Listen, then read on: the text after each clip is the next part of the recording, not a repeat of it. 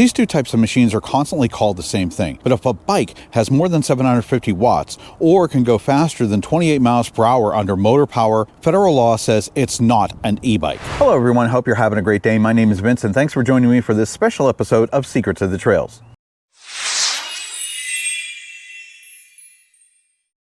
If you're a cyclist, I'm betting that you've seen various jurisdictions from municipalities to entire states passing ordinances and laws intending to clarify how e-bicycles and e-motorcycles are handled in their areas of responsibility. But these laws are being met with criticism, and justifiably so, for one major reason. They all reflect a fundamental misunderstanding of what constitutes an e-bike and an e-moto.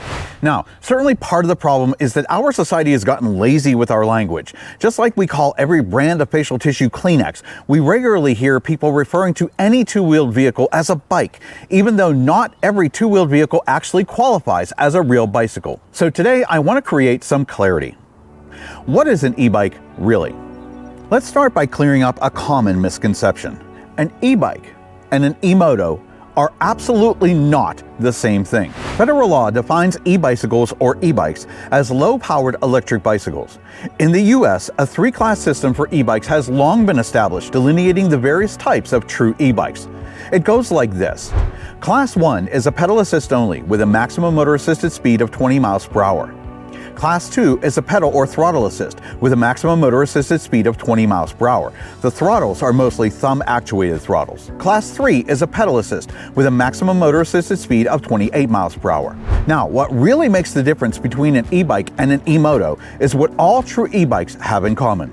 All true e-bikes have fully operable pedals, require human power, have electric motors no greater than 750 watts, and the motor system assists but does not replace pedaling. Because true e-bikes are federally classified as consumer products, they are not subject to state vehicle code regulations such as registration, rider licensing, and insurance coverage. In fact, when certain municipalities or entire states like New Jersey attempt to reclassify true e-bikes as motor vehicles, they're technically violating that federal law. So what's an e-moto?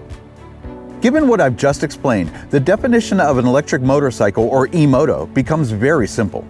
The term e-moto applies to any two-wheeled vehicle that exhibits two distinct differences from true e-bikes. All e-motos have a motor that exceeds 750 watts, and all e-motos have the capacity for a motor-assisted speed greater than 28 miles per hour. Notice that I didn't say anything about appearance. Some people will say, oh, that looks like a bike. But appearance means nothing. Motor wattage and speed are the only two things that matter. Notice I also didn't say e-motos don't have pedals. Why? Because just like the appearance of the device, the existence of pedals, even operating pedals, is not a criterion for distinguishing between e-motos and true e-bikes. Mopeds also have operating pedals, but just like e-motos, their power and speed are much greater than any true e-bike. In fact, mopeds and their newer version cousin nopeds or scooters were classified decades ago as motor vehicles in federal regulations. And speaking of regulations that supersede state laws, federal law also defines e-motos as motor vehicles. As such, they are absolutely subject to state vehicle code regulations regarding registration, licensing, and insurance. So sorry for you Surron, Onyx, Wired, and other e-moto riders, but no matter how much you want to claim that your e-moto is just an e-bike, the definitions are just not on your side. There's nothing inherently wrong with e-motos, but the problem with them comes in when they're confused with true e-bikes and when e-moto riders, especially the youth, ride irresponsibly and recklessly. So why is this important? Here's the deal. There's a growing movement among state and local jurisdictions to restrict e-bike and or e-moto use on their streets and sometimes on their trails too. California recently passed a law, SB 1271, that pretty much did it right. They recognized the existing federal law about true e-bikes and passed regulations requiring e-motos to be added to their state's vehicle code as the motor vehicles that they really are, with enforcement actions for violations of licensing, registration, insurance, and traffic rules. Unfortunately, bills are afoot not only in California, but in Florida, Iowa, and a number of local jurisdictions around the country, intending to completely upend the three-class e-bike system and place significant restrictions on true e-bikes. Remember that New Jersey already did this. And while the obvious intention of these bills and laws is to regulate high-powered e-motos and to ensure that they're properly classified in their state's vehicle codes, the way that they're being proposed and written clearly shows that the people crafting these bills have absolutely no clue about the differences between an e-moto and a true e-bike. I said in a previous video, Let's face it, anyone on a bicycle, standard or e-bike, can very easily exceed 28 miles per hour if you're going downhill and you're pedaling really hard. So speed of an e-bike isn't really an issue.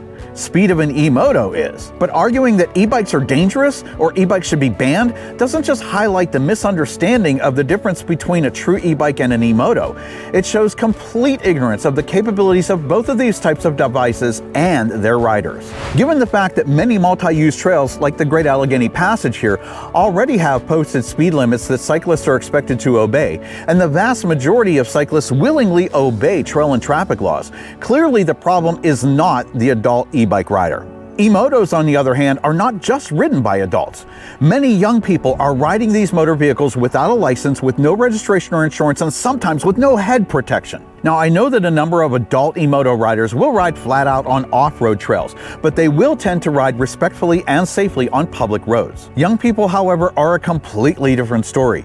You've heard the adage, kids will be kids. Well, that should absolutely not apply when public safety is involved. Too many parents are purchasing these high-powered e-motos for their young people who can't even drive a car yet. News stories across the country are popping up about how young people are injured or have died from improper use of high-powered e-motos, devices that they have no business riding. The internet is awash with images of groups of young people riding high-powered e-motos on city streets, impeding traffic flow, popping wheelies, and trying to outrun police. So the problem is really the improper and illegal use of e-motos by a segment of the population who has no business riding them, which just makes it look bad for the many adult e-moto riders who treat their machines and the public around them with respect. Talking the talk and walking the walk. So what do we do about these ridiculous pieces of legislation that are hitting the wrong target? Here's a few things that we can all do. First and absolutely foremost, use proper terminology everywhere. I cannot stress this enough. E-motos are not bicycles, and everyone needs to know that.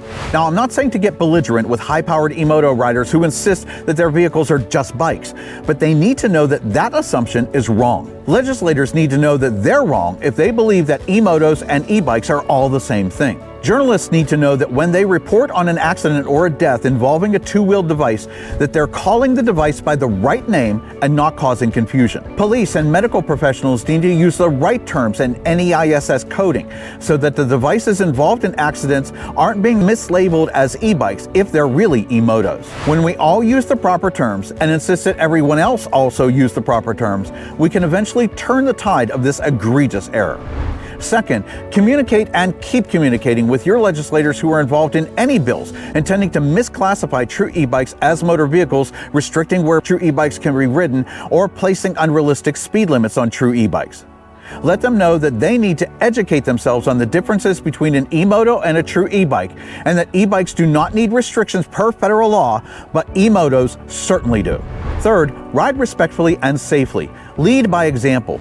If you're a bicycle rider, whether it's a true e-bike or a traditional bicycle, follow the rules of the trails that you're on, and follow traffic rules when you're on public streets. We bicycle and true e-bike riders have a vested interest in riding safely and respectfully, not only for our own safety and enjoyment, but also for the safety of those around us and the education of others, particularly our youth. Oh, and to help shut the mouths of those who would criticize us and our e-bikes for causing problems and accidents. If you're an e-moto rider, please just accept the fact that your e-motos aren't actually bicycles, but have always been motor vehicles per federal law. So if your state decides to add e-motos to their vehicle code requiring registration, licensing, and insurance coverage, don't complain. If you have a driver's license and a car with insurance coverage, you're already most of the way there for your e-moto. By following the rules, you'd be setting an example for the young people who have been seen riding recklessly on their e-motos, and to the parents that are ignorant of the capabilities of the vehicles that they're purchasing for their kids. You adult e-moto riders also have a vested interest in setting an example of proper, safe, and legal riding of your, let's face it, really cool machines by working with your communities, schools, and police departments in cracking down on improper and illegal e-moto use that is kind of ruining it for you guys. Band together and show everyone that you accept that responsibility, follow the rules of the road, and teach our youth to ride respectfully, not recklessly. Education and the better way forward. I've said it before and I'll say it again. Education is paramount here. People need to understand the clear difference between e-motos and true e-bikes. so that laws in our states can treat each type of device appropriately, so that everyone knows what type of device that they're talking about, so that everyone can be as safe as possible on the streets and trails that we ride on, and so that we can educate others about how to ride safely with the devices that they're using. Laws based on misunderstanding, deceptive marketing, mass confusion, and a pandering to specific interest groups do nothing to improve safety. They just create new problems and spark antagonism.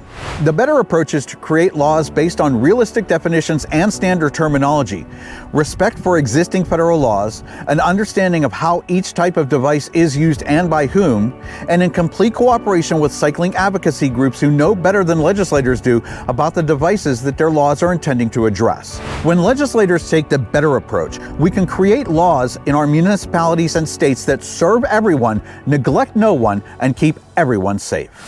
I hope you found this video helpful. If you did, please smash that like button, as one of my favorite YouTubers says, subscribe, and most importantly, please share this video with others so that we can all work together to educate everyone on the differences between e-bikes and e-motos, and to encourage proper and safe access to our streets and trails for standard and electric bicycles as well as for e-motos.